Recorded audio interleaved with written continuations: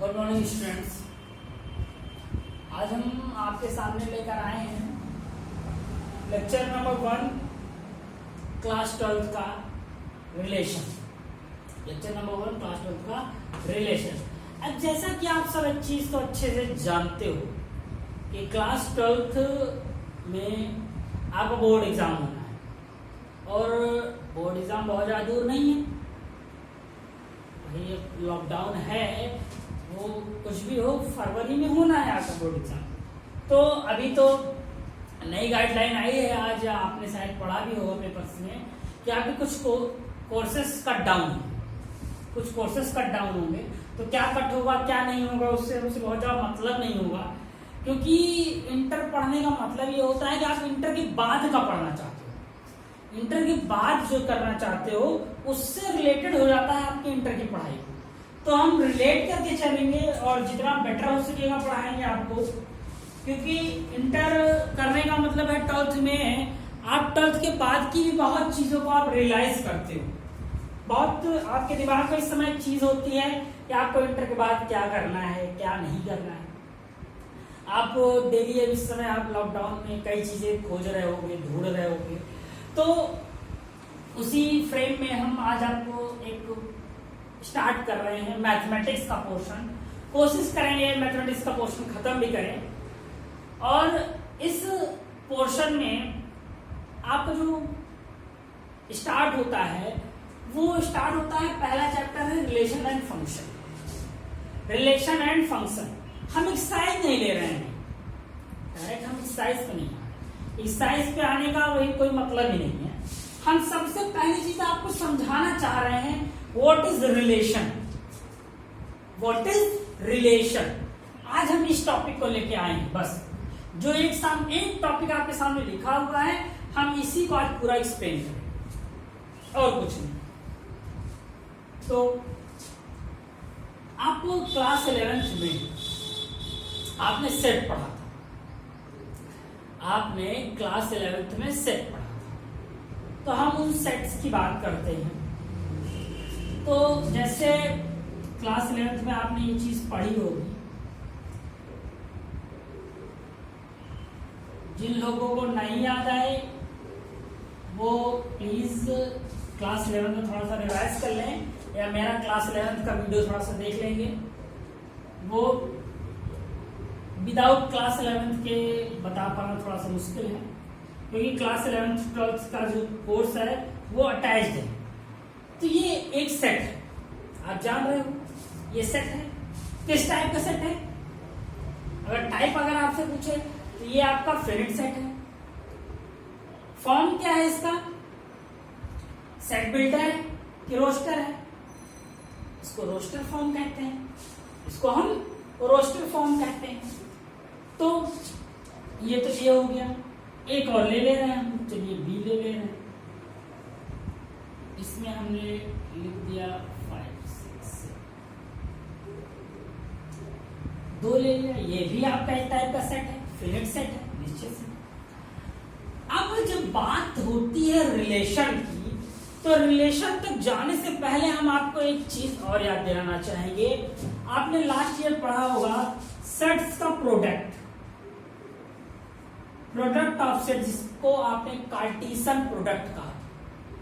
Product of set जिसको आपने Cartesian product कहा होगा, हम उसकी बात करते हैं। ये था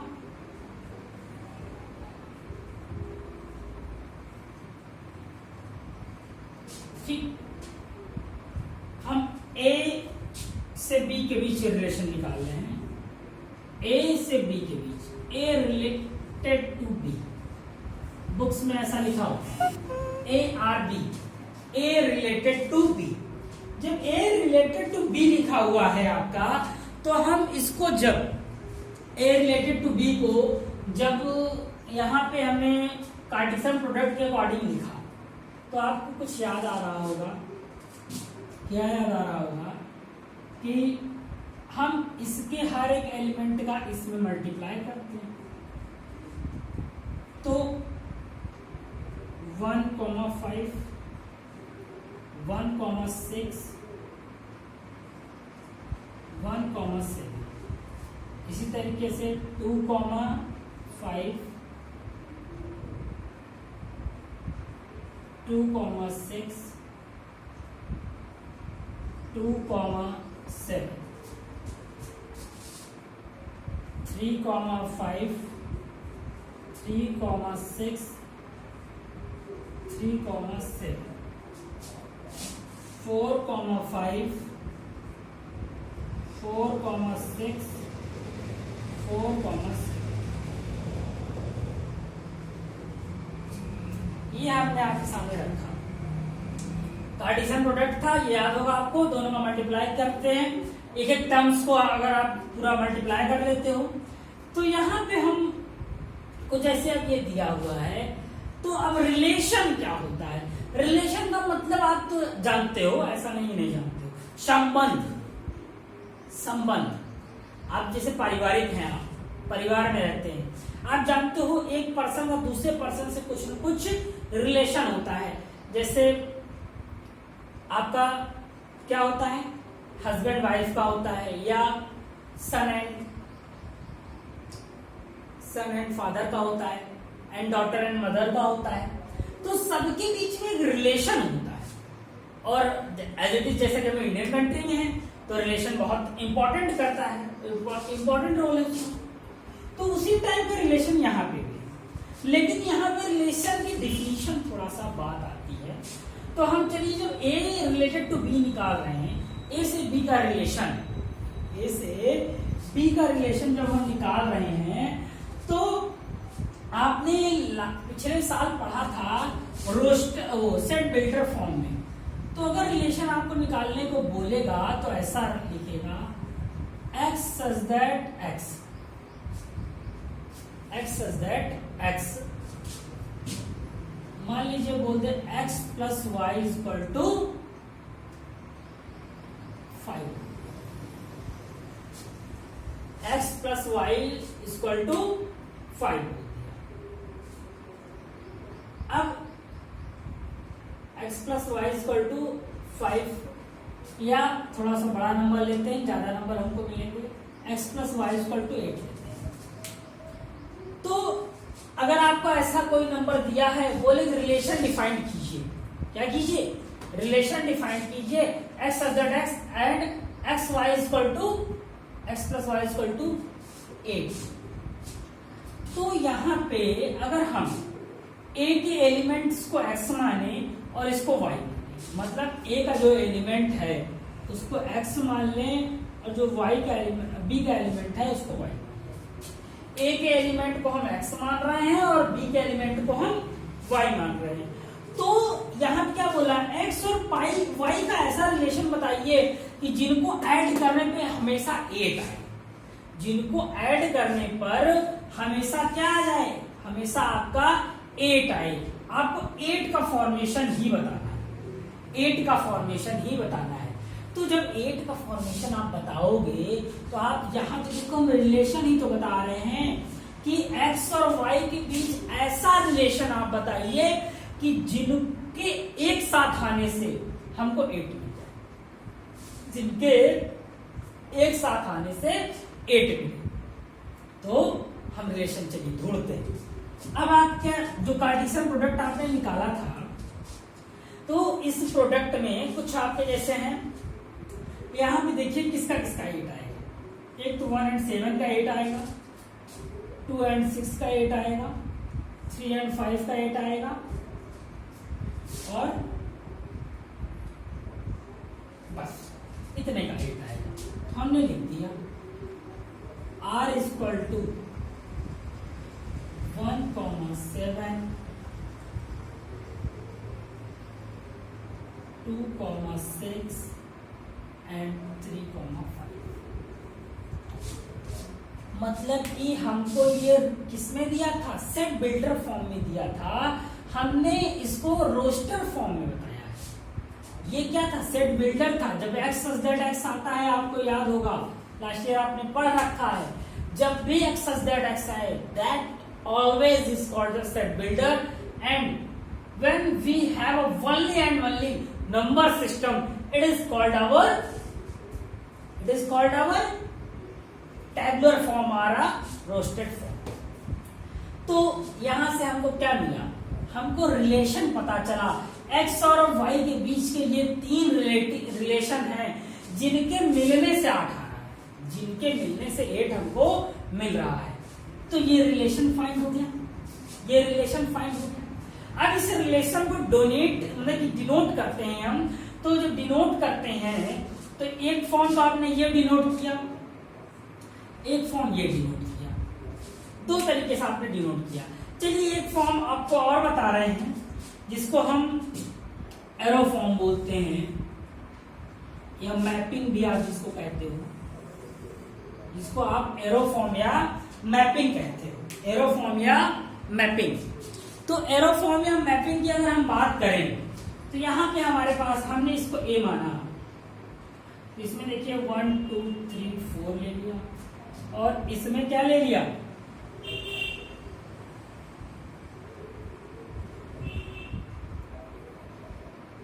5 6 7। अब अगर हमको डिनोट करना है तो अब आप बताइए 1 किससे मिल रहा है तो 8 बन रहा है, 1 किससे मिलकर 8 बना रहा है। तो 1 अगर आप देखो तो 1 आपका 8 से मिलकर 1 7 से मिलकर 8 बना रहा है, 2 6 से मिलकर बना रहा है और 3 5 से 3 5 से मिलकर बना रहा है। ये आप देखिए 1 की इमेज 7 पे है।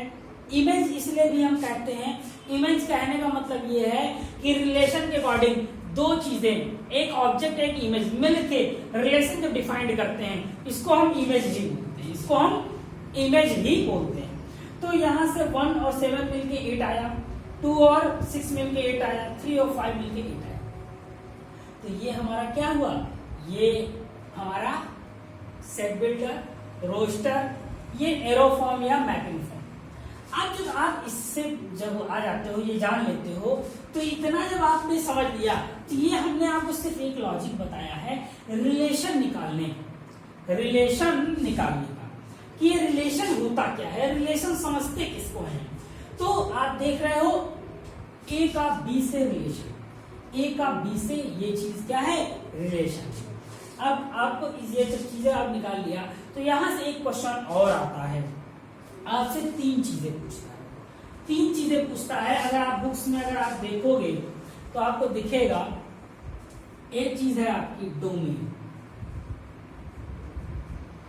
डोमेन पूछता है, बोलता है define the domain of relation R, define the domain of relation R. तो जो आर का जो डोमेन होगा, वो आर का डोमेन जो होगा वो आपके ये जो पहले प्लेस पे नंबर है इसी को हम क्या बोलेंगे, आर के डोमेन है, आर के डोमेन। जो पहले प्लेस पे नंबर होगा वही हमारा क्या कहलाएगा, domain of R, domain of R. इसके बाद देखें अगर हम एक क्वेश्चन और आता है, रेंज पूछता है आपसे। रेंज क्या है, अगर रेंज को अगर आप समझो, अभी मैंने आपको बताया रेंज का मतलब इमेज, वो कहां तक पहुंच रहा है। तो जाहिर सी बात है रेंज का मतलब ये होता है जिसकी जो ये यहां से जहां पे जा रहा है, मतलब ये वाला जो सेकंड पार्ट पे है इसको हम क्या बोलेंगे, रेंज बोलेंगे। इसको हम क्या बोलेंगे, रेंज बोलेंगे। आप इसको कैसे लिख सकते हो, उल्टा सीधा करके 6 7 5 5 7 6, ये रेंज हो गया।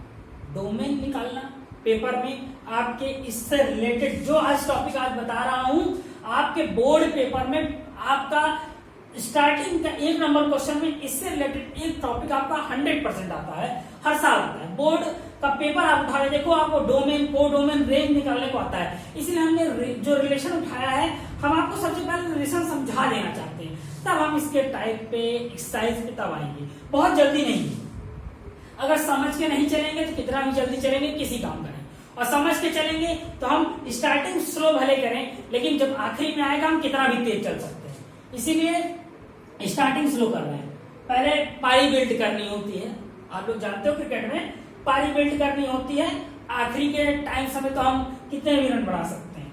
तो डोमेन है, रेंज है, और अब देखो डोमेन और रेंज जब आप निकाल लिए आपको दो चीजें मिल गई, यहां से आपको मिल गई दो चीजें। तो अब हमको एक चीज और निकालना है, हम यहां बता रहे हैं कोडोमेन। कोडोमेन होता तो ये वाला पूरा पार्ट होता, ये जो सेकंड होगा बी के जो एलिमेंट होंगे उनको कोडोमेन कहेंगे। लेकिन कोडोमेन में एक चीज याद रखिएगा आप, यहाँ तो मान लीजिए तीनों पे इमेज बन रही है, यहाँ पे तीनों पे इमेज बन रही है, लेकिन अगर कोई टर्म छूटा भी होता, मान लेते हम यहाँ 8 भी होता, कोई टर्म छूटा भी होता तो भी हम उसको कोडोमेन में रखते, क्योंकि कोडोमेन का मतलब है कि आपका जो जहां से इमेज स्टार्ट हो रही है, जिसपे बन रही है, जिसपे सारी इमेज बन रही है, उसके सारे के सारे एलिमेंट आपके कोडोमेन कहलाते हैं। उसके सारे के सारे एलिमेंट आपके क्या कहलाते हैं? कोडोमेन कहलाते हैं। आई थिंक सो आपको क्लियर हुआ होगा रिलेशन क्या है। हमने आज आपको ए से बी के बीच का रिलेशन बताया और ये पूरा एक सिम्टम आपको क्रिएट किया। अच्छा मान लीजिए हमने तो ये तो उससे ले लिया है, अगर हम आपको बता दें कि बहुत जल्दी से एक चीज और ले लेते हैं, बहुत बड़ा वीडियो नहीं करेंगे क्योंकि आप लोग बड़ा वीडियो देखना बहुत ज्यादा लोग पसंद नहीं करते हैं, तो बहुत बड़ा वीडियो हम नहीं करेंगे। हम सिर्फ इतना आपको एक चीज बता दें बहुत शॉर्टली कि हमने ए से बी को लिया। ऐसा नहीं है कि रिलेशन किसी अदर से ही लिया जा सकता है। हम चाहें तो रिलेशन को ए रिलेटेड टू ए भी करते हैं, ए का रिलेशन ए से भी बताते हैं, ए का रिलेशन हम ए से भी बताते हैं।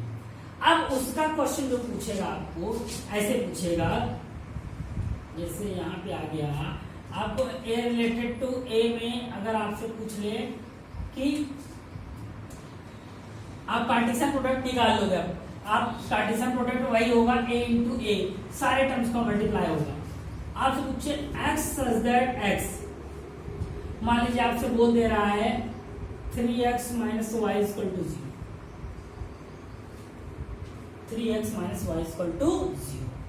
अब ये आपको ये कह रहा है, अब यहाँ पे x और y दो टर्म की बात है, तो आप पहले वाले टर्म को a मानिएगा, दूसरे वाले को आप y मानिएगा।